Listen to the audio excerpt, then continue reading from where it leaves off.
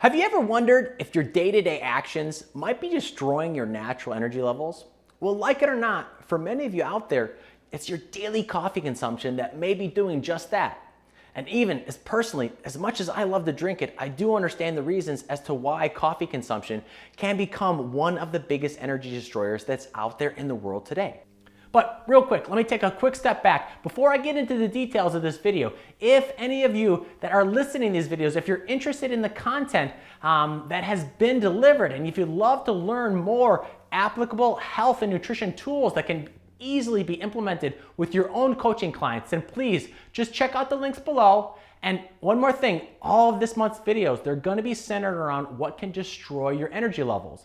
But they're really being tied back to the masterclass topic of the month in terms of how stress, fatigue, and immune system dysfunction are all connected and how to deal with them all in one shot. And that is being covered in the lab that's being offered from the Nutritional Coaching Institute. So if you want more fun tools, then please check out that location. For most of you that I'm talking to right now, I think you're all pretty smart. And it's probably not that much of a stretch for many of you to wrap your heads around the idea that too much coffee can quickly dig a person into what you might call an energy hole. But for the purpose of this video, let's just say that if low energy or fatigue is a problem for you or any of your clients or let's just say they're fighting with it, then let's quickly cover why coffee consumption should probably not be your go-to beverage when it comes to bringing up any person's low energy levels back up. Now, let me take a step back. Before I put everyone on the defensive, coffee consumption in moderation is going to be just fine for those individuals who are healthy, as caffeine and coffee can definitely improve alertness and energy levels and lots of other benefits actually. However, there are going to be others that coffee can just cause jitters, or it can cause increased heart rates and high blood pressure or anxiety and even insomnia, as the coffee and caffeine has a half-life of around 4 to 5 hours. Then, usually when that caffeine does wear off, it can often create that crash, leaving a person feeling even more fatigued than before they consumed it. Now, the caffeine in coffee is a substance that is considered a central nervous system stimulant that has physiological effects that are very similar to drugs just like cocaine. There's actually been quite a few studies showing that caffeine creates an addiction that is very similar to what's seen with many pretty serious drug dependencies. A systematic review on caffeine use, it concluded that caffeine produces behavioral and physiological effects that are similar to other drugs of dependence. Okay, so no more scare tactics, but let's just say maybe you think that it's time to possibly maybe wean off that coffee. But what happens when you try, or for many of you, when you do say, oh, maybe I have been drinking a little too much coffee, or maybe I have become a little too reliant on caffeine, and so you say, I'm gonna remove it. And doing so, what happens? Well, it ends up leading to some pretty serious withdrawal symptoms like headaches and nausea and dizziness that does sound a lot like drug withdrawal to me. Now, in addition to that caffeine, it can be pretty tough on an overworked set of adrenals. And its consumption has also been linked to causing intestinal permeability, as coffee is very highly acidic, and that can adversely affect the lining of the stomach and the intestines. But in order for you to better identify the benefits as well as the negatives, without fighting your body on it, let's explain why it causes the dependence that it does, in addition to detailing some great alternative ways to consume coffee so it works for you and not against you. But do you know how caffeine exerts its effects in the body? Well, if not, okay, let me tell you. Because when a person consumes caffeine, it gets rapidly absorbed in the gut, and then it travels to the brain cells where it has its stimulating effect. Now, how that stimulating effect works exactly is that caffeine's chemical structure very closely resembles our particular neurotransmitter called adenosine. Now, adenosine is a molecule that by nature is very calming, and it's actually that buildup of adenosine that takes place throughout the day, and it's that buildup that physically causes a person to actually fall asleep.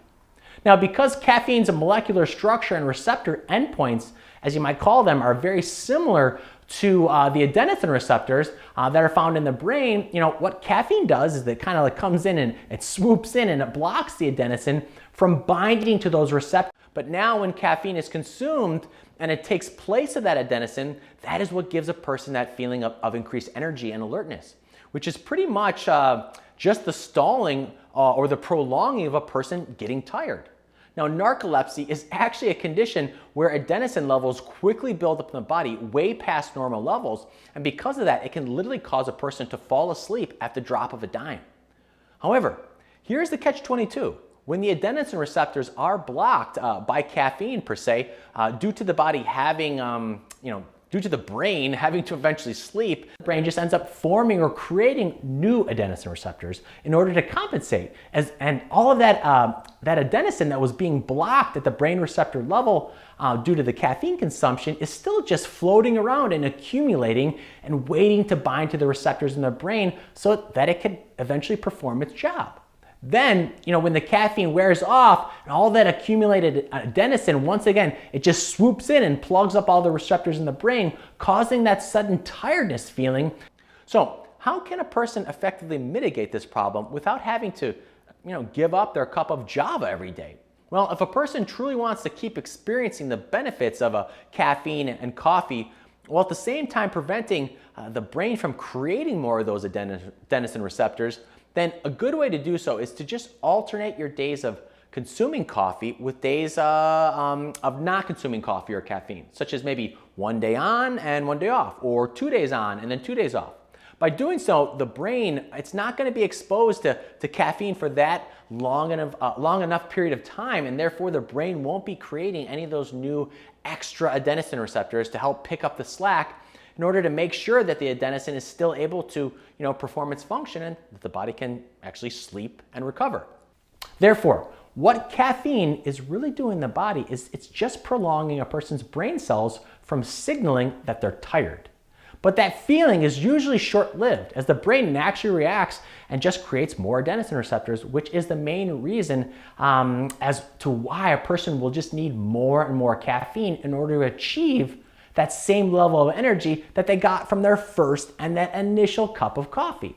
Okay, that is a wrap for this video. And just one last time, if any of you found this information useful or let's say invigorating, then please leave us a comment and also possibly let us know how we can make things better, or let us know about some topics that you might want to learn about. And also, please click on the links below and learn about how to possibly become part of the NCI family or become part of the lab so that you can all keep that learning going day in and day out. And in the next video, or let's call it part 2 of how coffee destroys our energy, we're going to be covering how to know if coffee is good for you or bad for you based on your genetics. And also, what are the 2 top best energy boosting alternatives to coffee without any of the negatives? I'll be seeing you next time. Until then, have a good one.